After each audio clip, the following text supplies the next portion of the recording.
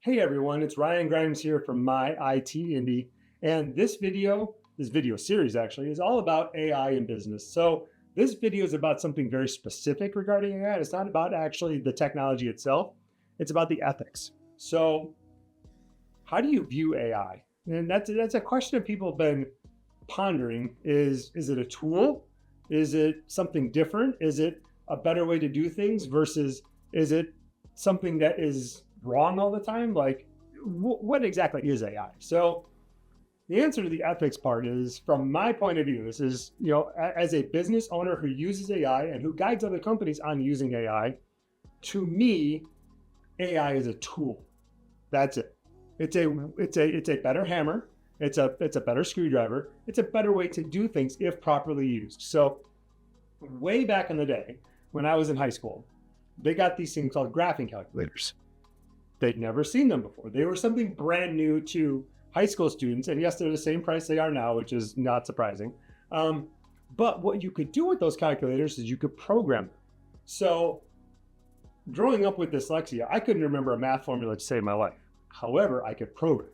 So what I did in my graphing calculator is I put all the preset programs in there. And so I'd get a math test and I'd plug in X, Y, Z, all the variables, and I'd get the answer. So I would use that to do the work and save myself time. Like, I knew how to do the work, but I just couldn't get it through my brain and get it on the paper. But programming allowed me to do that.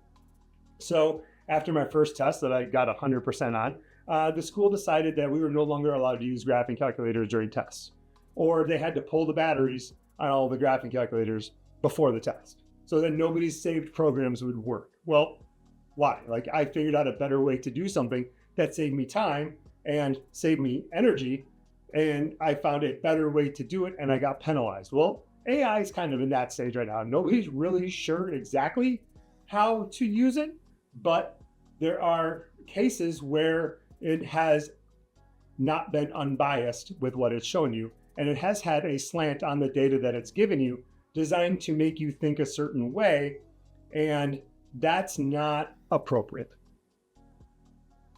AI is programmed by humans. Humans have bias. We all do. It's just the nature of being a human. So how do you make sure that the AI you're using is giving you unbiased information that is accurate for what you're presenting? Well, you have to be a subject matter expert in what you're presenting. You have to know the topic you're talking about, and you're using AI to help you, but at the end of the day, you have to make sure that your data is accurate. The second part I want to talk about is the future of AI in small business. And I'll be honest, a lot of small businesses are scared of AI. They get scared of what they don't understand. And when you ask, what is AI? Nobody can really give you a definite answer because it's so ambiguous, because there's so many different types of AI, that the answer is yes, or 42. Depends on which way you go. So for small business using AI, the answer I tell people is look for ways you can take things off your plate using AI. For instance, if you need data presented quickly, if you need a presentation written quickly, if you need something done quickly, a paper, an email, a document, AI can help you frame those things very quickly, and it can help you. All you got to do is put in 5-10 minutes and proofread and tune it up, and all of a sudden you've got an email you would have written may taken you 45 minutes, or a paper that would have taken you an hour, or a presentation that would have taken you 2 hours. Well, you've gotten it done in 10% of the time. You have something that makes your life easier, but it's still you at the end of the day. And that's what we tell people, like, AI is not a replacement for you. It's a supplement for you. It's an assistant for you.